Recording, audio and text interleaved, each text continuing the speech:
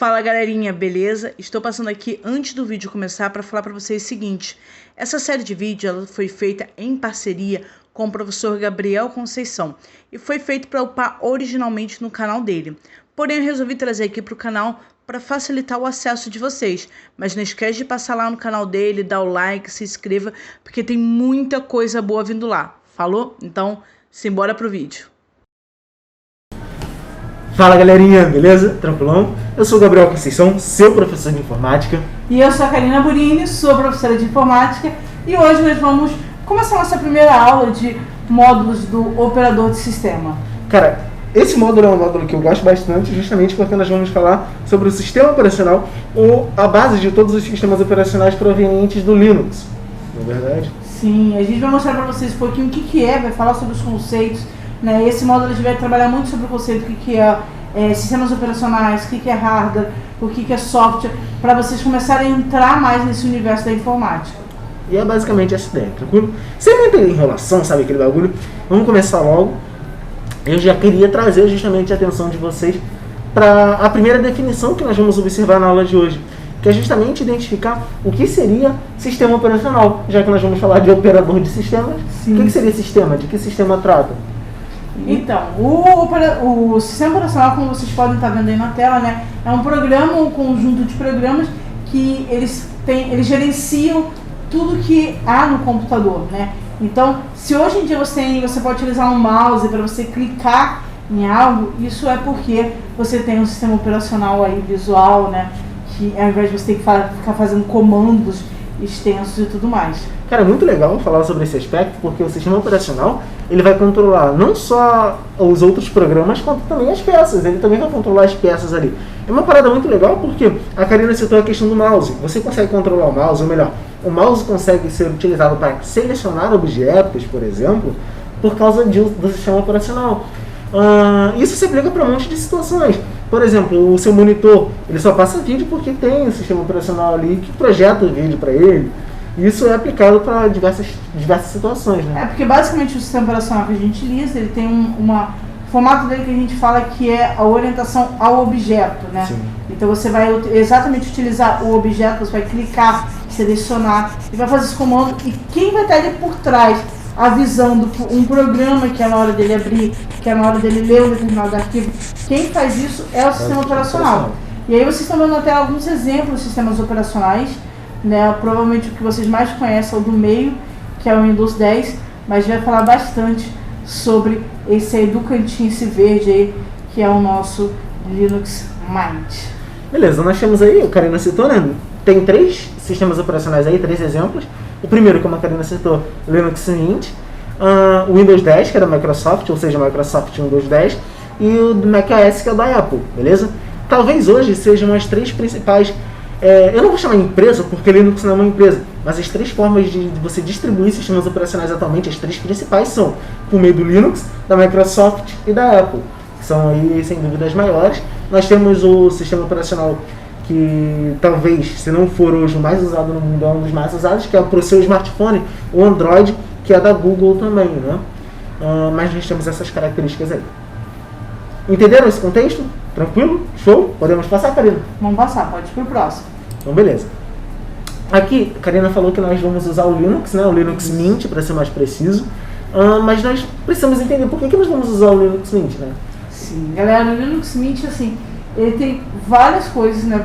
Várias melhorias, né? Várias qualidades, características que fazem com que ele seja bem superior, digamos assim, ao que a gente está acostumado do Windows, tá? Principalmente, né, em relação, pode ser tanto em relação à empresa, quanto em relação ao usuário comum, né? Mas eu acho que, assim, das características do Linux que eu acho mais interessante é por ele ser seguro, né? Ele é mais seguro do que o Windows. Assim, eu até hoje, não vou falar que é impossível, porque eu acho que nada é impossível, mas até hoje eu nunca vi alguém reclamar que o Linux pegou um vírus, por exemplo. Sim. Eu costumo falar com o pessoal que para você poder, sei lá, para ter um vírus no seu computador, você precisa de fato, no seu computador Linux, você precisa de fato confirmar assim, eu quero que esse vírus seja instalado aqui, sabe? Porque é muito difícil, é tudo com base em permissões. Então, cara, você precisa permitir que aquele vírus seja instalado, chegue no seu computador, entende? Não, e não só isso, né? Porque também não é fácil você instalar, já que o próprio Linux, ele, determinadas coisas em que você possa prejudicar o computador, ele não permite que você mexa. Ele basicamente cria uma linha e fala, ó, daqui para lá é tudo seu, e daqui para cá você não mexe. Então, se duvidar, nem se você quiser instalar o vírus, você realmente vai conseguir instalar. Você precisa tomar algumas atitudes aí para poder fazer com que isso seja possível. Né? Sim. Uma outra característica bacana, né, é que ele é mais leve. Então, por exemplo, se você tem um computador mais antigo, né, você pode instalar o Linux, inclusive, né, para aquele menor computador do mundo, né, aquela placa-mãe, Raspberry Pi. Ah, sim. Né, eles utilizam uma placazinha desse tamaninho. Eles utilizam o sistema operacional do Linux, né, baseado em Linux. É o Raspbian. É baseado em uma distribuição Linux. A gente já vai falar sobre o que é distribuição, né? Mas é talvez a principal distribuição que o Linux teve ao longo de todos os anos de sua existência, justamente porque o Debian é muito estável, sabe? Várias outras distribuições, vários outros sistemas operacionais vieram a partir dele. A gente vai explicar para vocês o que é o Debian, tá bom? Pode ficar tranquilo aí. E fala então sobre as outras características. Já falei sobre ele ser leve e seguro. Vamos lá. Cara, a velocidade dele sei lá, nós precisamos ressaltar isso. Eu não estou falando, gente, que não, o Windows não é útil, o Mac não é útil, sabe? Nós estamos ressaltando características e qualidades que podem ter sobre o outro. E essa rapidez, essa velocidade que ele tem, essa vantagem que ele tem é justamente na hora de abrir programas, na hora de inicializar. Se você pega dois computadores idênticos, com as mesmas configurações físicas, e você vai tentar iniciá-lo, um com o Windows 10, por exemplo, que é o Windows mais atual, e o outro com o Linux. E dependendo também, né, da distribuição Linux, mas o Linux Mint, por exemplo, e você consegue identificar uma velocidade maior do Linux para poder iniciar. Você vai iniciar o mesmo programa em um e no outro sistema operacional, você identifica também uma maior velocidade. Essa é uma questão que a gente precisa ressaltar, sabe? Inclusive, por exemplo, o computador que o Gabriel usa bastante, ele é Linux. Sim. E às vezes a gente está aqui conversando, ele vai reiniciar o computador dele, e eu só percebo que ele reiniciou o computador porque está na tela de senha, entendeu? Porque se não fosse por isso, eu não teria nem percebido que ele reiniciou de tão rápido que acaba acontecendo esse processo. E sim, cara, são coisas que são... A Karina citou, esse processo de reinicialização, por que é tão rápido? Tem todo o aspecto físico, né, a parte física do computador, mas o sistema operacional ele contribui muito para isso, porque ele não precisa carregar muita coisa na hora que inicia. Isso faz com que ele inicie bem mais rápido, entende? E o último aspecto que nós listamos, né, desses 4 aí do lado, é justamente a gratuidade, cara. O sistema operacional Linux, as distribuições Linux são gratuitas. Você não paga nada. Isso é uma questão muito interessante, porque você não paga para baixar, você não paga para usar, você não paga para distribuir, você não paga para, sei lá, fazer zilhões de cópias, dar uma cópia para sua mãe, para o seu tio, para o seu primo, para o seu amigo. Para modificar, né, você também não paga. Isso é maravilhoso, modificar acho que é a perfeição do mundo Linux.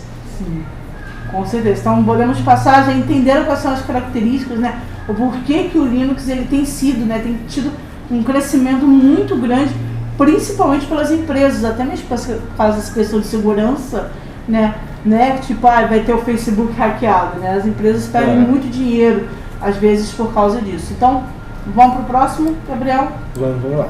Esse próximo aspecto aqui é identificar mesmo o que seria o Linux Mint, né? Sim. E o Mint, ele é um dos sistemas operacionais baseados no núcleo do Linux, que é o kernel Linux. O Mint, ele seria tipo uma distribuição. E o que seria uma distribuição Linux? Talvez esse seja um aspecto muito importante para a gente entender o mundo Linux. Olha só para pegar um pouquinho do contexto histórico aqui da criação do Linux. Linus Torvalds, esse carinha tá aqui, o nomezinho dele, ele criou um sistema operacional baseado no sistema operacional do professor dele, do Tannenbaum. E cara, ele pegou aquele sistema operacional, ele modificou, colocou as características dele, criou uma base forte, como se fosse o núcleo da cebola lá, sabe? Ele desenvolveu todo aquele núcleo, estruturou, fortaleceu aquele núcleo, que por sinal, o sistema operacional do professor dele não tinha algo muito forte, né? O Unix. E ele fez com que esse núcleo fosse cada vez mais forte e mais potente. Consequentemente, ele também fez uma questão que talvez tenha dado maior visibilidade para o mundo open source, para o mundo de código livre, código aberto, que é justamente liberar essa questão que a Karina citou anteriormente, sobre você poder modificar o sistema operacional. Então ele basicamente criou aquele núcleo, ele fortaleceu aquele núcleo, ele dá a possibilidade das pessoas conseguirem modificar e alterar da maneira que quiser. Por isso nós temos mais de 275 distribuições confirmadas, sabe? 275 distribuições que são reconhecidas, né? Isso. Diretamente. Basicamente, galera, é muito aquela coisa que aquele meme atual, né? Pelo menos atual, enquanto a gente grava um vídeo de copia, mas não faz igual, entendeu? Então, basicamente isso, porque com o Linux, né, existe a possibilidade de você aprimorar, entendeu? De você melhorar ou transformar algo. Você pode pegar aquele sistema operacional e personalizar, né? Se você entender de programação, você pode personalizar da forma que você quiser, da forma que você bem entender, melhorando alguns aspectos, retirando outro. Então é muito legal por causa disso. Imagina se você pudesse pegar os programas que você mais utiliza, tá? Seja no celular, no computador, e modificar para que ele faça as coisas da forma que você quer. Não seria no máximo fazer isso? Então, o Linux ele te possibilita fazer isso com ele. Você pega a base dele e modifica da forma que você quiser. Esse talvez seja o aspecto que deu tanta visibilidade pro Linux, né, cara? Eu costumo falar que Linus Torvalds ele é um pouco... Ele é meio louco, assim, sabe? Aquele cara, tipo, loucão, tal. Ele é o cara que chuta o balde direto. De vez em quando ele aparece nas mídias aí, xingando os outros, mandando os outros embora, se demitindo da empresa dele, sabe? Umas paradas assim. Mas essa ideia dele foi fundamental para que nós tivéssemos hoje o seu Android, por exemplo, sabe? Para que nós tivéssemos hoje uma tão grande variedade de sistemas operacionais e nós não tivéssemos um só sistema operacional para utilizar, entende? Fosse sempre modificá-lo para a gente, aí, em detrimento do nosso gosto, da nossa vontade, das nossas características. Então, vamos falar um pouquinho sobre essa parte, porque assim, no Linux a gente tem, né, essa questão da gente ter acesso a modificá-lo. Mas por que a gente tem esse tipo de acesso? É sobre isso que a gente vai falar. O código-fonte dele. O Linux, ele é código livre, enquanto outros sistemas operacionais, como o próprio Windows, por exemplo, já que foi um que nós citamos inicialmente, ele é código proprietário. Mas o que seria código livre e código proprietário? O que seria esse código livre? Vem do termo em inglês open source, beleza? Que seria tipo código aberto, sabe? Código livre de fato. Então o que seria esse código livre e esse código proprietário, Karina? Então, eu vou explicar, o Gabriel depois pode fazer uma explicação mais técnica. Eu vou fazer uma explicação mais fácil para vocês conseguirem pegar. Todo programa, tá? Ele tem o que a gente chama de código-fonte, que é basicamente a programação dele, tá? Então vamos tirar um pouquinho do programa, vamos chamar esse código-fonte de receita, tá? Então vamos supor, eu fiz aqui, eu e o Gabriel, a gente combina de fazer alguma coisinha, eu resolvo trazer um bolo aqui pra gente comer, fazer um piquenique, né? Fiz o bolo, Gabriel achou gostoso, e aí o Gabriel vira pra mim e fala, poxa, me passa a receita do seu bolo? Eu passo a receita do meu bolo pra ele, e ele leva a receita pra casa e faz o bolo dele em casa, mas ele vai perceber assim, eu sei lá, quero colocar uma cobertura de chocolate. E ele vai, faz o bolo, coloca cobertura, coloca mais alguma coisa, e já anota na receita que ele fez, né, as modificações. E aí, vai alguém na casa dele, come o bolo, gosta, e aí pede para ele a receita, ele já passa a receita com as modificações. Isso é o que a gente chamaria de código aberto. Por quê? Porque todo mundo tem acesso à receita daquele bolo, né, e pode fazer da forma que quiser. O código proprietário é o que a gente não tem acesso a essa receita. Então vamos supor que você vai lá na casa da vó Alzira, que você vai no Alecador, compra um bolo delicioso, fala assim, bolo bom, chega lá pro cara lá e fala assim, olha só, eu comprei um bolo de uma determinada bolo X e eu gostei muito desse bolo, eu gostaria de saber qual a receita do bolo para eu fazer em casa. O cara vai te dar a receita do bolo? Duvido que o padeiro vai dar a receita. Com certeza não vai te dar. Por quê? Porque aquela receita daquele bolo é o que a gente chama de código proprietário, tá? A gente não pode modificar. Então, basicamente, o código aberto é o bolo que você faz em casa e distribui a receita para todos os seus amigos, né? Ou seja, é o programa que você tem código fonte ali disponível para todo mundo utilizar. E o código proprietário é aquele bolo feito pela uma doceria que você não vai ter acesso à receita dele. É tipo a receita do hambúrguer de sirira, do seu siriguejo. Bem isso. Então seria mais ou menos essa diferença entre os dois. Cara, perfeito, a explicação é maravilhosa, é isso mesmo. Se nós fôssemos observar entre linhas, código livre, qualquer pessoa com conhecimento, obviamente, né, consegue modificar, acessar e alterar esse código-fonte. Já o código proprietário, somente o proprietário, o dono dessa receita, desse código-fonte, consegue alterar, consegue modificar. Beleza? Entendido? Show? Beleza? Tranquilo? Então vamos lá para o próximo aspecto agora? Vamos para o próximo aspecto. A gente já pode observar um pouquinho sobre as distribuições Linux. Por que falar sobre distribuição Linux? Lembra que nós falamos que Linus Torvalds criou o núcleo do Linux? Karina falou agora que você pode pegar a receita, modificar e criar o seu próprio bolo. Sim. Você pode então pegar aquele sistema operacional, alterar e criar outros sistemas operacionais. Esse é o mundo Linux. Essa é a base do mundo Linux. É assim que ele funciona. Você tem lá o seu sistema operacional, você pode modificar o seu sistema operacional, você pode, sei lá, dar esse sistema operacional para outra pessoa, a outra pessoa pode modificar, criar o próprio sistema operacional e aí ele vai alterando. Foi basicamente assim que surgiram as distribuições e que vem surgindo as distribuições Linux. Eu tenho um sistema operacional base, que seria o kernel Linux ali, e eu venho alterando ele. Uma pessoa pegou e alterou, é tipo fofoca, sabe? Cada vez um coloca e acrescenta uma coisinha a mais, quando você vai ver vai ter características completamente diferentes do inicial. É exatamente isso. Você tem lá um sistema operacional, imagina que a Karina é designer gráfico e ela quer ferramentas para designer gráfico. Então ela vai pegar esse sistema operacional e modificar para aprimorar esse sistema operacional para designer gráfico.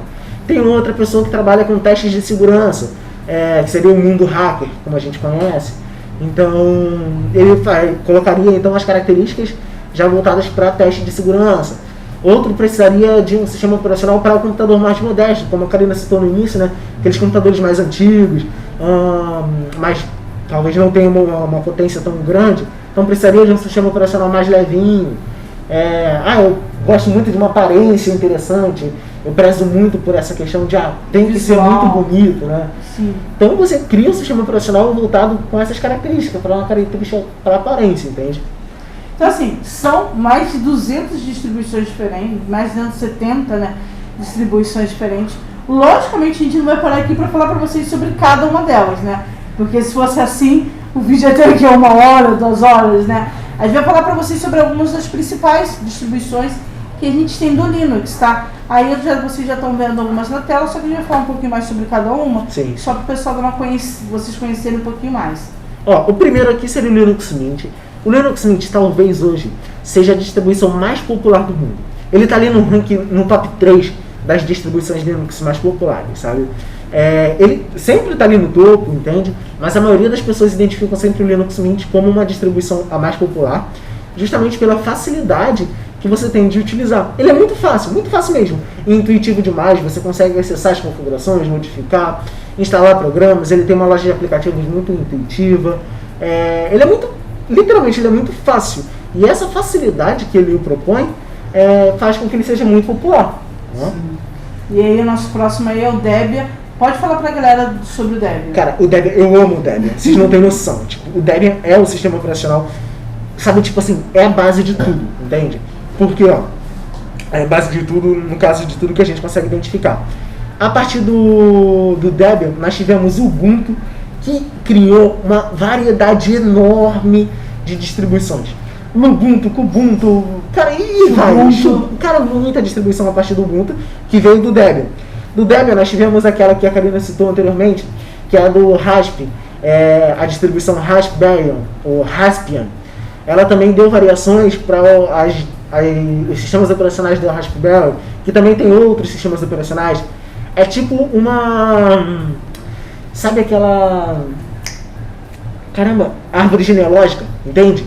É tipo isso. É como se o Debian fosse o pai de todos ali, entende? E vai saindo um montão. Do Ubuntu veio também o Linux Mint, que é o que a gente acabou de citar.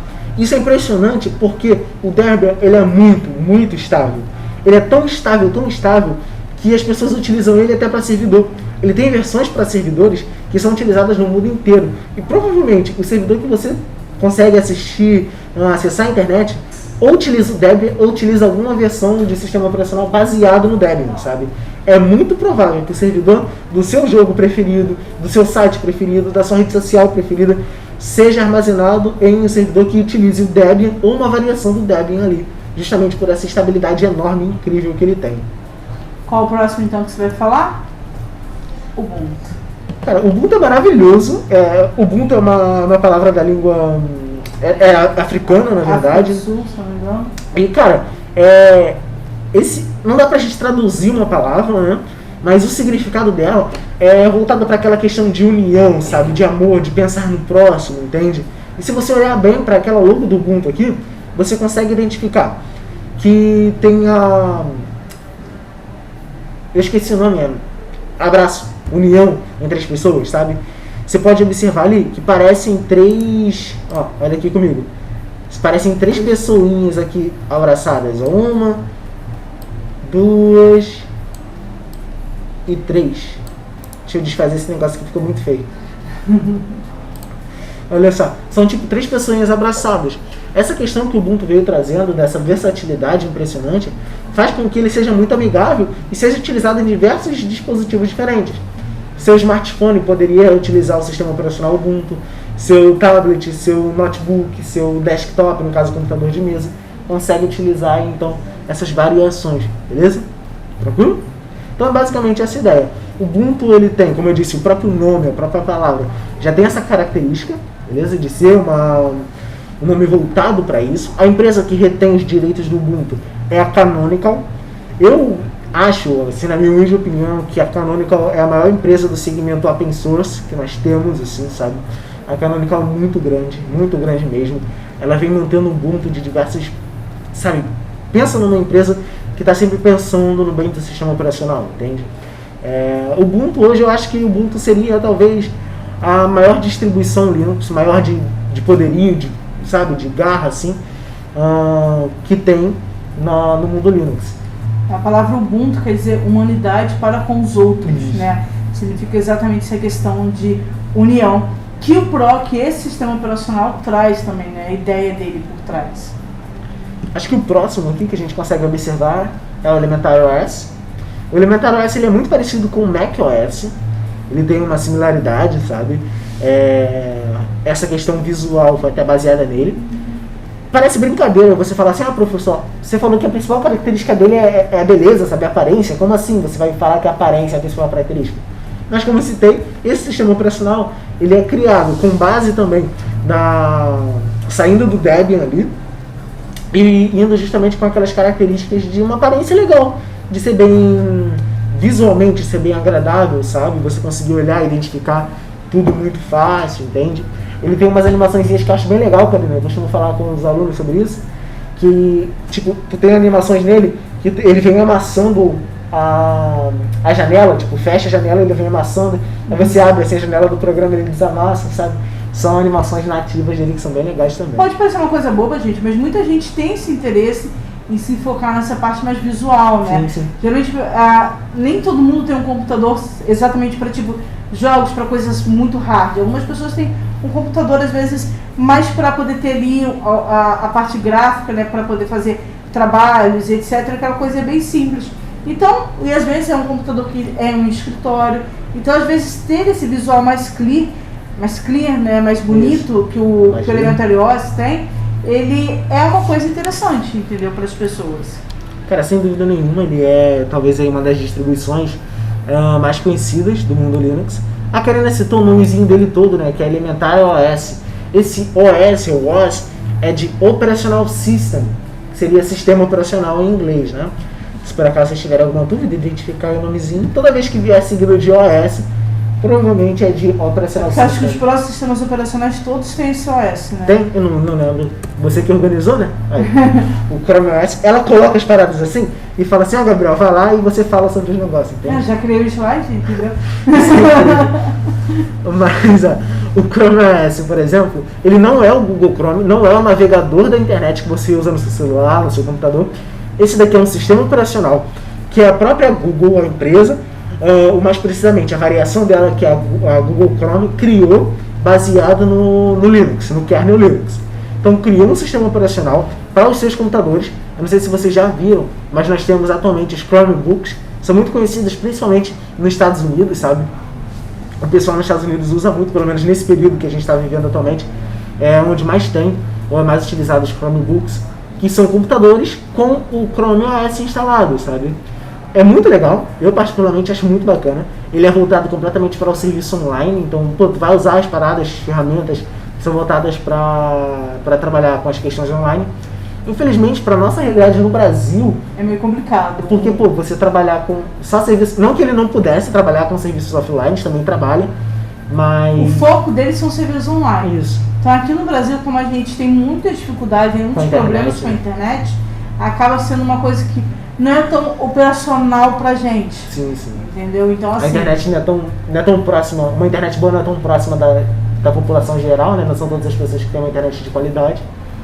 Então é um pouco complicado. Mas ele seria ideal para quando você tem um computador que tem pouco espaço de armazenamento. Sim.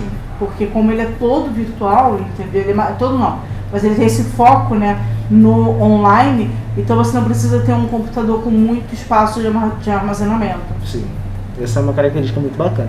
Nós temos também o Firefox OS, que foi lançado um pouco depois, que também é bem legal. Tem algumas distribuições que eles pegaram, fizeram tipo parecido com o Chrome OS para poder liberar para as pessoas. Porque como a Google criou o Chrome OS, eles acabaram não distribuindo esse sistema operacional, essa distribuição Linux. Então, o que as pessoas fizeram foi, sabe, dar uma modificada, criar um parecido ali e tudo para ser... O básico do Linux, né? Você pega e modifica. Sim, sim. Aquele compartilhamento legal lá. Sim. Vamos pro próximo, pra galera dos gamers aí. Né? SteamOS, cara, SteamOS é maravilhoso. Valve, que é a empresa retentora da Steam, né? A Steam, para quem não conhece, é a maior plataforma de jogos hoje. É impressionante a Steam, a quantidade de jogos que tem na Steam. Cara, é impressionante mesmo. Esses dias eu falei assim, poxa, vou jogar todos os meus jogos da Steam. Quando eu vi a lista de jogos que eu tinha na Steam, eu falei, poxa, não vai dar tempo, sabe? Eu vou ter vida suficiente para jogar todos. Tipo, eu confesso que eu tenho pouco jogo na Steam, eu só baixo mesmo os jogos que eu tenho interesse em jogar. Mas o meu sobrinho, nossa, eu acho que nem se ele passar todos os dias do resto da vida dele ele vai conseguir jogar todos. Se ele jogar 1 hora cada jogo, ele não vai conseguir jogar, não. É muita coisa, verdade. Jogos na Steam são bem legais. E, cara, a Steam, ela começou com um plano que, pra mim, é excepcional. Porque, por muitos anos, os usuários Linux sofriam com a falta de jogos para o sistema operacional. Então, tinha que gerar ferramentas e criar atalhos para conseguir rodar jogos que antes eram só nativos no Windows. E, cara, a Steam, ou mais precisamente a Valve, né, que é a empresa dona da Steam, eles começaram a criar ferramentas para facilitar isso, umas ferramentas diretas já para esses jogos. Isso foi uma coisa, tipo, foi um despertar muito legal. Eles acabaram criando o sistema operacional, que é o SteamOS, voltado justamente para essas características do mundo game. Então, cara, é um sistema operacional sempre para isso. Ainda tem muitos jogos, eu acredito que as empresas, se por acaso você está assistindo esse vídeo e você desenvolve jogos, cara, cria jogos para Linux. Pega os seus jogos, exporta para um formato Linux bacana, assim, sabe, que dê para utilizar. Porque com certeza você vai ter muito alcance, sabe? Existem muitas pessoas que usam Linux e que você pode, de fato, deixar os seus jogos conhecidos aí dentro, né? Sim, sim. Então vamos pro próximo. Kali Linux. Esse daqui é maravilhoso. Esse daqui eu me amarro no Kali Linux. Ele é um sistema para hacker. Hacker, professor? Caramba, hacker! Você ensinou a gente a ser hacker? Você é hacker e tal? Não é hacker. Tá, vamos entender o contexto de hacker aí. A palavra hacker, ela é originária do inglês, né? Mais precisamente dos Estados Unidos, que foi onde surgiu esse termo. E é voltado para as pessoas que fazem testes de segurança. As pessoas que fazem testes de segurança, existem duas variações aí dentro, beleza? Nós temos os hackers, que seriam as pessoas boazinhas, ou seja, as pessoas que vão fazer o teste de segurança para sua empresa, para você mesmo, para grandes empresas, de fato. E nós temos ali as pessoas que fazem os testes de segurança para roubar as informações. Eu falei aquela hora do Bob Esponja, né, do Siri Cascudo ali. Ó, um exemplo muito louco para a gente entender o que é hacker e o que seria esse contraposto do hacker, que é o cracker. O hacker pode ser tipo o Bob Esponja, sabe? Bob Esponja ali no seu Siri Cascudo, ele vai criar um sistema para poder impedir que as pessoas consigam acessar, descobrir a fórmula secreta, sabe? Ele vai trabalhar para conseguir solucionar os problemas de infraestrutura. Já o Plankton, ele quer roubar a receita da fórmula secreta. Ele quer roubar a fórmula secreta. Consequentemente, o Plankton, ele quer roubar, ele quer tomar as informações, ele quer pegar as informações para benefícios próprios. mesmo que seja para vender ou então para utilizar ele mesmo, ele já é um cracker. Por quê? Ele quer roubar as informações, beleza? Essa é a diferença do hacker para o cracker. Aqui no Brasil a gente acabou pegando esses dois termos, juntando tudo e tacando para hacker, né? Mas basicamente assim, galera, nem todo hacker faz coisas ruins. Na Sim. verdade, existem muitas empresas que contratam pessoas que têm esse grau de conhecimento, né, de um hacker para tentarem invadir o sistema delas. Por que isso? As empresas são malucas? Não. Eles fazem isso exatamente para descobrir falhas na segurança e assim falhas de segurança que poderiam ser aproveitadas por pessoas que têm más intenções, né? E entrar, de invadir o sistema deles e assim conseguir dinheiro, conseguir chantagear e por aí vai. Então você tem dois tipos. São os mesmos conhecimentos, as pessoas têm os mesmos conhecimentos. Só a finalidade é diferente. Tipo os super-heróis, você tem um vilão e você tem o herói, entendeu? Que ele está utilizando os poderes dele para o bem e o outro está utilizando os poderes dele para o mal. Então, basicamente é isso.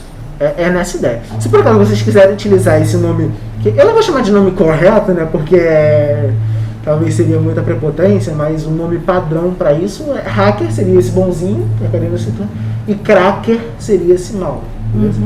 Esse que usa para benefício próprio. Isso para explicar para vocês que o Kali Linux é um sistema operacional muito utilizado por essa galera que tem bastante conhecimento, até mesmo por causa dos programas que vêm, até mesmo com o próprio sistema operacional, que são mais focados em você conseguir descobrir, quebrar barreiras e coisas desse tipo.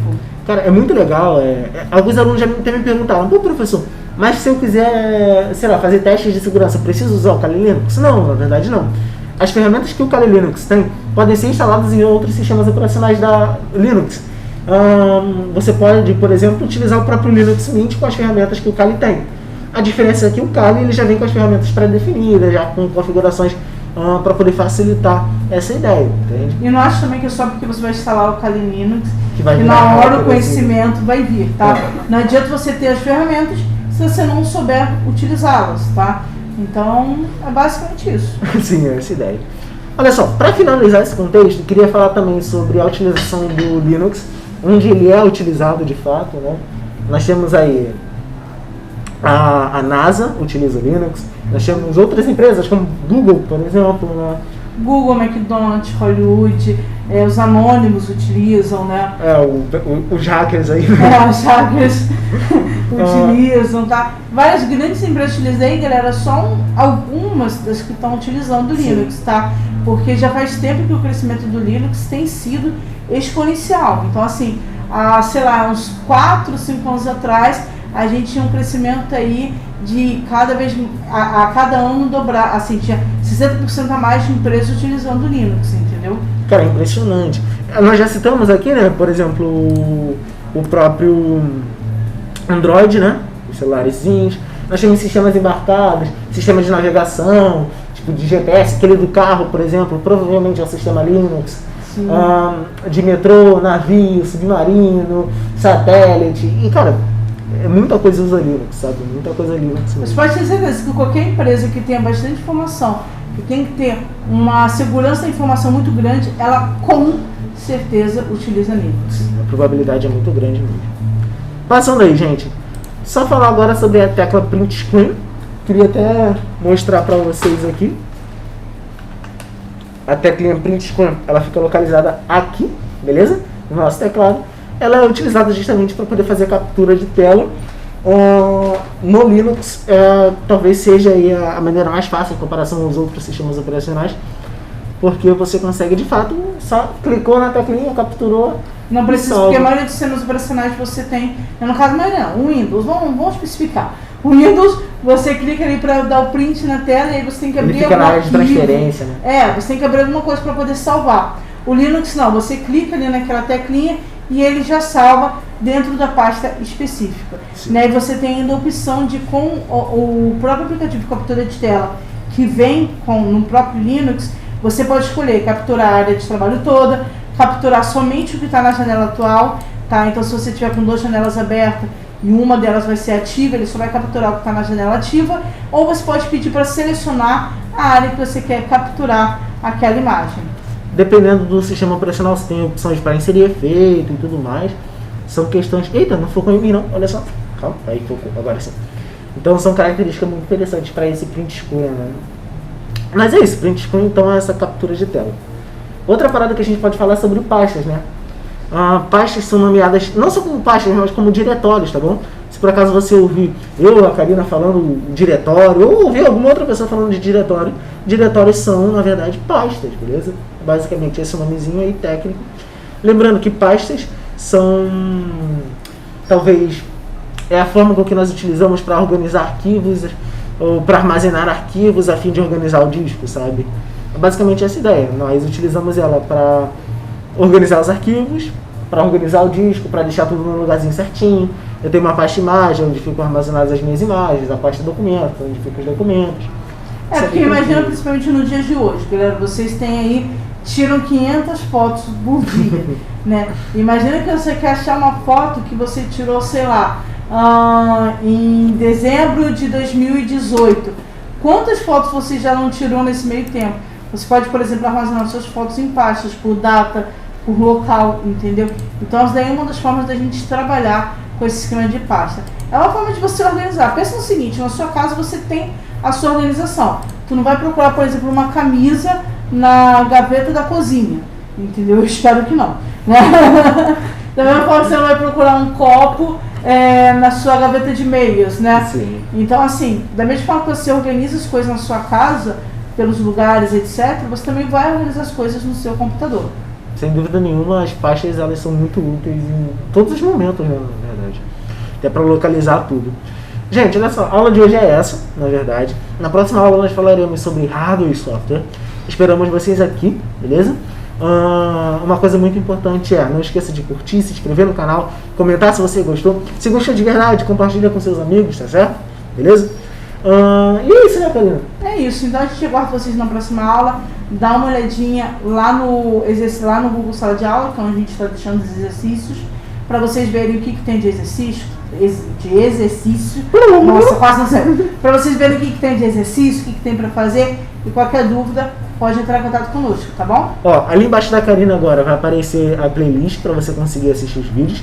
Aqui embaixo de mim você tem a opçãozinha, um vídeo indicado pelo próprio YouTube para você. E agora, aqui entre mim e a Karina, você vai ter uma opçãozinha para se inscrever no nosso canal. Não se esquece, se inscreva no nosso canal, beleza?